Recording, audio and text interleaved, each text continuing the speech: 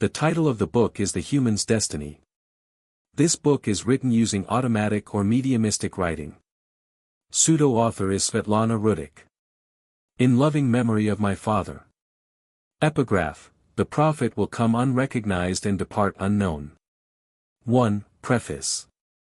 The present book was recorded through automatic writing in 2004, the last chapters were added in 2005, 2008, and 2011.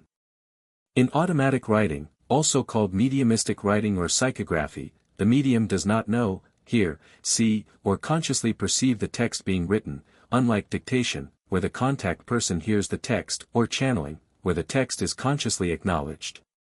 The medium simply allows their hand to move freely.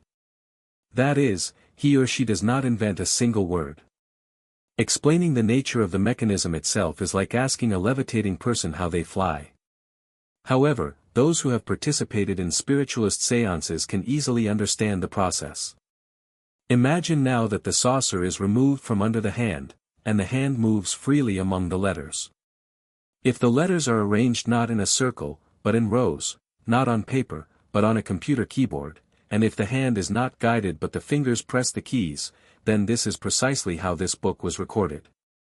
In addition to automatic writing, there is also automatic drawing and automatic music, which were used as expressions of the unconscious in surrealist art. Around automatic writing and spiritualist séances, religious groups have sometimes formed in different parts of the world. Among the more exotic are the Asian religions Chao Dai, De Jiao, and San Kai. Automatic writing was used by well-known esotericists and writers such as Helena Ruryk, Helena Blavatsky, Vladimir Solovyov, Chico Xavier, and others, and there is extensive literature on this. I will, however, limit myself to explanations regarding my own book. The main feature of the book is that it is not a product of the mind, and its content can be considered religious. This immediately raises the question of the origins of other religious books and ideas, and how true they are. Religious doctrines arise from supernatural or natural revelations. Private revelations are given to certain believers through supernatural experiences and phenomena, that is, a person draws conclusions about the existence of the supernatural through their own insights, which may be described as being enlightened, inspired, or having realized it.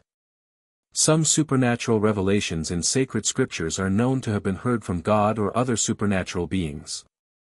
It is hard not to agree that automatic writing is the most supernatural way to receive revelations. How does the content of this book differ from known religious concepts? With only a general understanding of the essence of different religions, I can only make certain comparisons and observations. The book discusses human destiny on earth and in heaven, with many explanations, moral admonitions, and guidance on topics related to cosmology, Christianity, and Buddhism. The overall conclusion from the text is that human destiny is to shine with light, which fully corresponds to the goals of all religions. As in all religions, the aim of human life here is to establish the light within oneself, that is, to establish contact with the supernatural. Physically, human destiny is described as a vortex built on a specific chakra through concrete human activity, which after death is transferred to higher spheres, where it, with all recorded information about deeds and thoughts, is received and judged accordingly. The vortex then transforms into a crystal, attaches to the thread of the lineage, and disperses in space like cosmic dust before sowing itself again. This concept corresponds to cosmogonic and cosmological ideas. Until a person reaches the crystal stage, they undergo a cycle of reincarnations, as in the Upanishads. The tasks of the 28 incarnations are precisely described. Life in each incarnation is weighed on scales. There is a list of punishments, many described in detail. It is said that the lineage thread consists of 280 knots, each knot is characterized individually. There are also interesting accounts of halves, how they recognize each other, what happens when they unite, why some people are alone, and so on. Angels, righteous people, martyrs, and significant figures of Christianity are mentioned. There are also references to legendary or mythical stories such as Lemuria and Atlantis. The logical structure of the narrative is branched. For example, it moves from the topic of destiny to lineage, children, upbringing, work, chakras, cosmic dust, and many other topics, explaining how all of these relate to destiny. Chapter titles usually do not reveal the full content, as many different themes may be mixed in a single chapter. The words for the table of contents were chosen from the first paragraphs solely to divide the text for easier reading. The style varies significantly from chapter to chapter, but the red thread of the narrative is maintained from beginning to end. The text was originally written in automatic writing without capital letters, spaces, or punctuation. I divided the text into sentences and added punctuation for readability. Even sentences beginning with "and," of which there are many, I have divided according to meaning so that the text does not flow into one mass. The text itself remains unchanged. In some places, I inserted words in square brackets that were missing logically, or corrected obvious errors.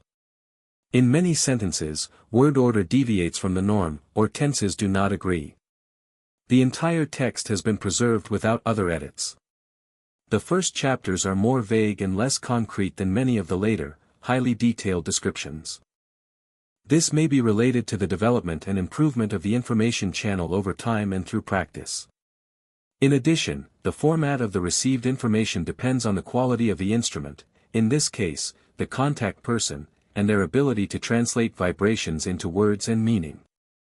A drum cannot sound like a flute, and a violin cannot sound like a bell. There are also words that seem to have been chosen from a dictionary without full understanding of their meaning or usage.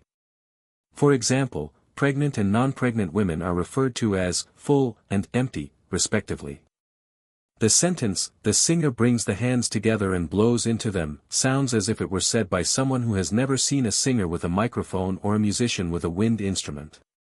One should understand that, the seesaw where all humans' bowls are measured, refers to scales, and, the stinking place, refers to purgatory or hell. There are about 10 untranslatable words: Odo, Usmu, Zad, Sus, Raka, Xylo, Shaloidi, Mu, Erike, Akripa, and others. These words are placed in quotation marks at first mention and written without them thereafter. From context, one can guess their meaning. Although the term Lemurians is well known, here it seems to refer to non-earthly energy beings. In ancient Rome, however, lemurs were considered spirits of the dead. In the last chapters, Mu also appears, which is similar in meaning to the Lemurians. In the context of the phrase, "who inherits Atlantis," it is the Jews, the Agrippins, and the Latins. It is interesting to note that Akrep means scorpion, and the pharaoh of the first dynasty is known in historical records as Scorpion. In the first chapters, there was one signature, Isaac. I believe this is Isaac of Syria. Translators of his works noted that they had to insert words for meaning. The text in many chapters here is also difficult. Only in chapter 87 did another author sign with their full name, said, a foreign person from the northern neighboring planet's cosmic family. To avoid provoking everyone at once, chapters mentioning countries, races, and peoples have been removed, with few exceptions. Some details concerning the Messiah have also been omitted. So that a careful reader does not waste energy proving self-evident truths, I will mention which information does not correspond to widely known facts. Jomolungma is not Mount Meru. There is no constellation called Vesta, it is an asteroid. There is no constellation Velis, but mythology associates the god Velis with the Pleiades. The Atlanteans are assigned to the Crab Nebula, which is the remnant of a supernova in Taurus, observed on July 4, 1054, according to Arabic and Chinese astronomical records. Soma is a ritual drink known in the East, but here it drips into the head, perhaps describing a similar effect, where the brain produces a substance.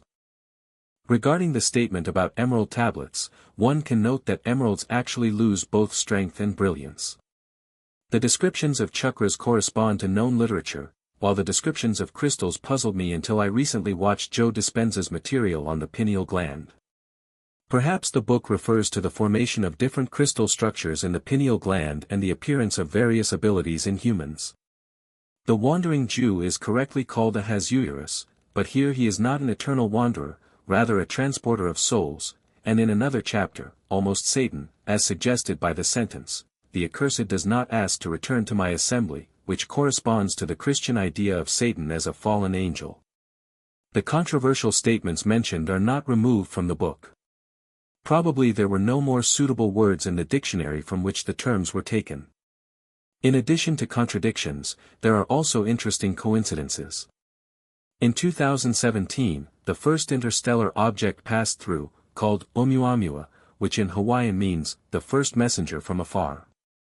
In this connection, the following description from 2004 is remarkable. If you want to know how many universes have already sung their names, I tell you that my name sounds Aum. My elder sister's name is Amia, my middle sister is Mua, and the youngest will be Amu. It is easy to see the resemblance to the name Oumuamua. To me, both the content and the language of the book seem astonishing, inspiring, and strengthening to religious consciousness. I am confident that the book will also be very useful to the reader.